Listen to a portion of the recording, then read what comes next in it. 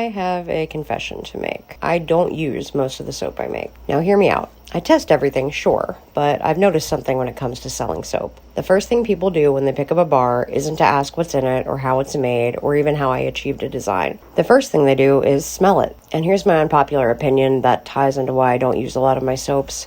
I don't like plants. Well, okay, to be fair, that's not entirely true.